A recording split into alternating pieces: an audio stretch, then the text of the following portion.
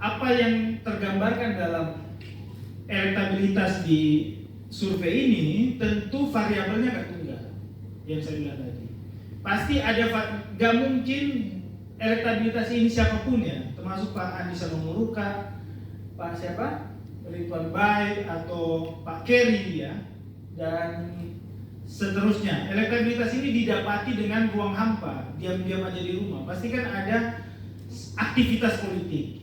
Nah, nanti saya underdog artinya ini kok bisa tinggi gitu ya. Next, kalau soal dinamika di lapangan mungkin Bapak Ibu lebih paham di lapangan. Tapi kalau di survei memang yang kita uji adalah persepsi masyarakat Sultra pada umumnya, bukan sentimen. Mungkin kalau ada pertanyaan itu memang di sini tertinggi memang Andi Samanguruka ya. Tapi dia belum memenuhi angka kemenangan juga. Ya. Angka kemenangan kan harus dia. Cuma memang di deretan kampanye nama-nama yang ada dia tertinggi. Mungkin bisa disumbang oleh banyak hal, termasuk penetrasi kampanye. Ya. Kemudian tadi bicara soal suku, ya, persentase suku dianggap bukan warga asli. Tapi kalau dilihat persentase suku kan, persentase suku yang sama dengan Pak Andi Samanguruka mungkin angkanya lebih besar dari elektabilitasnya, Pak. Kalau dilihat dari persentase, artinya belum pemilih dari suku-suku yang lain. Nah, yang itu memang yang belum kita breakdown sampai sukunya dari mana aja. Tapi yang jelas sentimen itu memang harus dibuktikan. Jawaban itu yang jelas opini publik yang kami gambarkan, posisi elektabilitasnya seperti itu.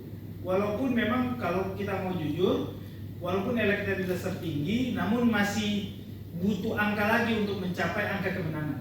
Bagi siapapun, ya, bagi siapapun. Nur Alam menang pun kami yang mau survei, kemudian dan sebelumnya, ya. Tapi survei itu kan termasuk survei tidak hanya berhubungan dengan politik ya, selain politik yang survei. Nah, terkait survei yang kami lakukan hari ini bisa dilihat di slide.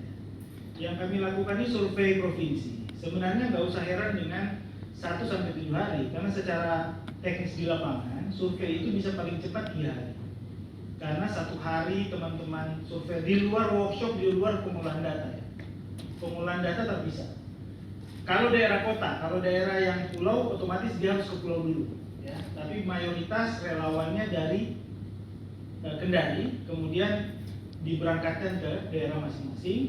Biasanya pengambilan datanya sehari untuk perizinan. Kemudian karena survei kami ini seperti survei kredibel lainnya, itu punya izin dari asosiasi, termasuk Kesbang dan izin dari banyak hal yang kemudian melengkapi sehingga kami bisa melakukan survei ini.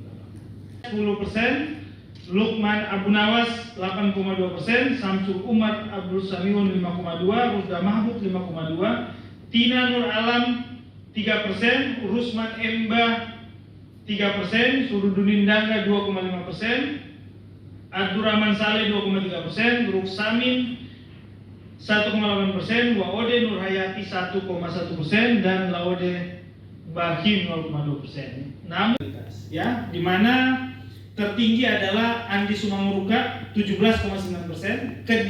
Posisi kedua ada Kerry Saiful Konggoasa ya, sebesar 13,9%. Cakup yang membawa perubahan di Provinsi Sulawesi Tenggara, Andi Samanguruka 19,3%, kemudian diikuti oleh Ridwan Bae 11,8%, ya. Kemudian kondisi kemiskinan memang lebih di bawah ketimbang pengangguran, karena ketika ditanya apakah kondisi kemiskinan sekarang dengan tahun sebelumnya, lebih tinggi memotret 2 hal, kemiskinan dan pengangguran ya, dinilai masih dari aneka aspek ya, misalnya politik ataupun penegakan hukum, yang paling kecil tidak berubah selama 10 tahun. Jadi kami tanyakan ke pemilih, ke warga Sultra, saat ini apakah merasa kehidupan sehari-hari Bapak Ibu lebih baik kan dengan hasil yang kami contohkan tadi ya, dalam memprediksi pileg dan sebagainya. Ya, kami mengutarakan ya, juga tidak hanya rekor muri yang sudah banyak kami peroleh, plus minus 1%. Tapi kalau survei jauh lebih besar ya. Di sini nanti dijelaskan next. Ini sekilas saja deretan yang elektabilitasnya di atas 50% keterpilihan, dan itu terbukti dengan hasil KPU. Dan kita juga mengatakan tidak ada satupun partai yang berlaga. Ada 2 partai yang tidak lolos parliamentary threshold, dan itu terbukti ya. Ini hasil survei kami. Kita prediksi track record LSI.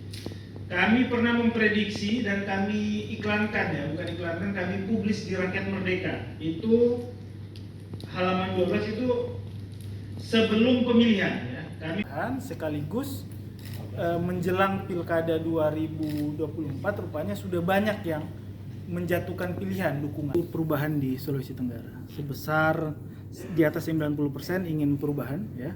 Kemudian memang kalau kita lihat dari data, tiga alasan yang menginginkan perubahan. Pertama, karena melihat kondisinya nggak berubah dalam 10 tahun terakhir. Kemudian melihat ada peningkatan dari segi pengangguran dan kemiskinan, dan juga bisa dikatakan keadaan ekonomi.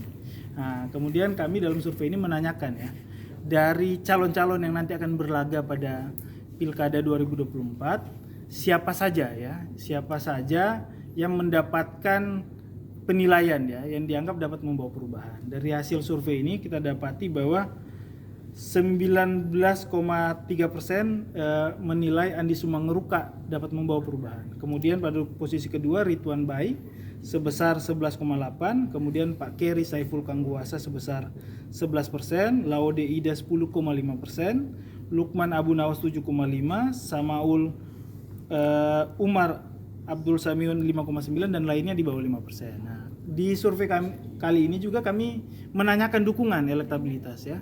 Walaupun masih 1 tahun menjelang Pilkada Sultra, rupanya sudah mulai panas mesinnya ya. Kami menanyakan jika hari ini dilaksanakan Pilkada, siapa yang akan menjadi pilihan masyarakat Sultra ya. Dan hasilnya adalah 17,9% menilai mendukung Andi Sumangruka. Kemudian yang posisi kedua ada pada Pak Keri Saiful Kangguasa ya, di mana 13,9% mendukung Pak Keri atau Pak KSK. Kemudian di posisi ketiga ada Ridwan Bae sebesar 11%. Kemudian posisi keempat Laude Ida sebesar 10%, dan Pak Lukman Abu Nawas ya sebagai wakil gubernur yang pada posisi kelima 8,2%. Terima kasih sudah nonton. Jangan lupa like, subscribe, dan share ya.